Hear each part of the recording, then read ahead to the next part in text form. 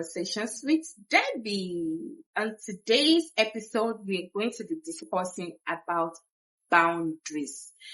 What are boundaries? I don't know what boundaries are, but to put it very loosely and in very loose terms, they are sort of benchmarks, or should I say, what's the word now? Thresholds, exactly. The word is threshold.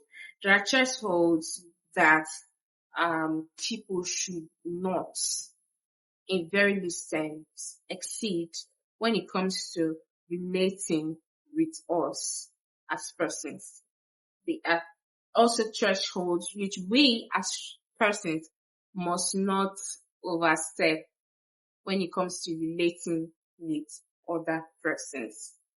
Boundaries come up in various ways in various human relations. Boundaries means different things depending on the context and the persons involved. Yeah, but I'm sure it's a very familiar word. I'm very familiar with the idea of boundaries, so I'll just jump right into it.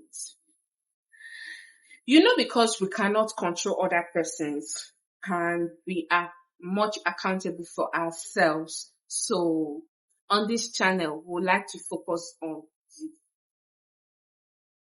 set boundaries, okay, and uphold them. A lot of times, the people who usually encroach or violate our boundaries are the people who are closest to us. These people include our closest friends, our beloved family members, our colleagues, and the people who we do life with immediately, the people in our immediate spaces. Are usually people who encroach and evade or violate our boundaries. And when you keep letting people violate your boundaries as a person, because you want to keep the peace, because you want to maintain the relationship to maintain, stability and status quo. Over time, you are the one who's going to get resentful. Over time, you are the one who's going to get bitter. That thing where people say, I want to maintain the peace, is not real peace. I hope you know that thing is studio peace. As a person who is naturally not confrontational, for the longest time, I struggled with addressing my displeasures when people offend me. And in my defense, it was either that those people blatantly refuse to acknowledge that they have wronged me. I mean, talking about confrontations, generally speaking. Either because those people refuse to acknowledge, they blatantly refuse, and they kind of twist the whole thing back at me and make me look like, and then those relationships are spoiled or broken, or, something happens to those relationships, or those people begin to challenge me right back, and I'm in the process of defending myself because of my love for justice.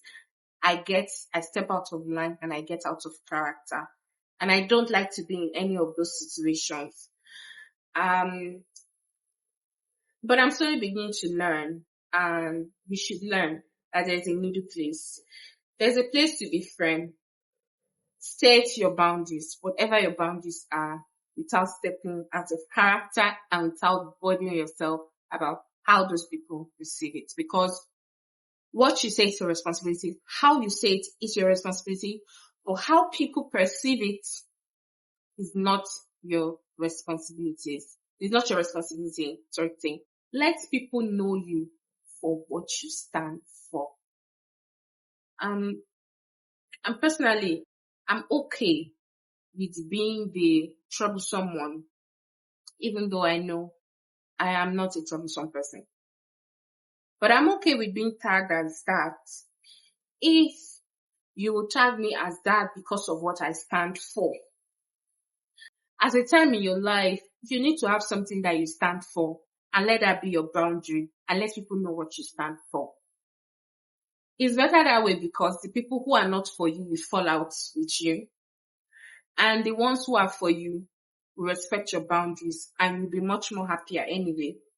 Not having boundaries means that you're accepting anything that is thrown at you. You're accepting anything that anybody does. And even though you are not okay with it, and people keep asking you for things, you're the one people run to when they are in an emergency. But when it is your emergency, it is not their emergency.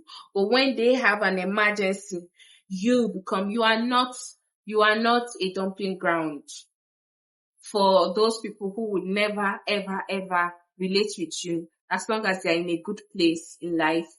But when they need free therapy sessions, when they need when they're in a bad place and they need somebody to massage their ego, they come to you. You should have boundaries.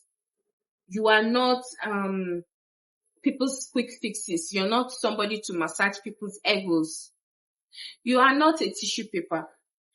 People should not be able to just dump you and then come back and pick you whenever they like. There should be a point. There should be a threshold where enough is enough.